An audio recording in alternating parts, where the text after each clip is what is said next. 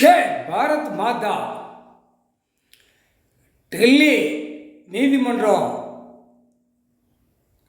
சென்ட்ரலாக நடத்தி கொண்டே தமிழ்நாடு முழுவதும் நடத்தி கொண்டே இருக்கிய டெல்லி டு தமிழ்நாடு நீதிபதி ஜட்ஜி 5க்கு 5 3க்கு 3 2க்கு 2 உட்கார்ந்து கணக்கு நடத்திய அந்த கணக்கில் கையில் ஆயுதம் வேணும்ல.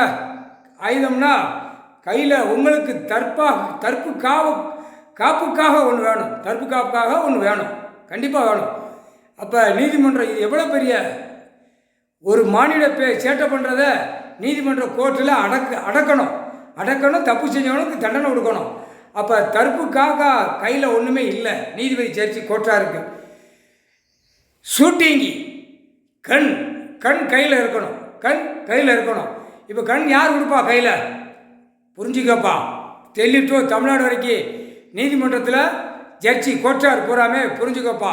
ஆணும் பெண்ணும் கையில் கண் இருக்கணும்.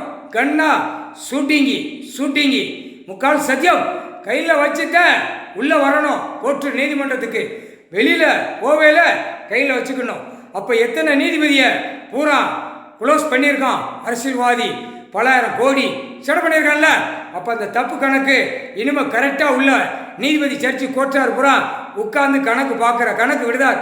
நீதிபதி ஜட்ஜி கணக்கு எழுதிட்டார்ப்பா. உங்கள் சத்தியம்.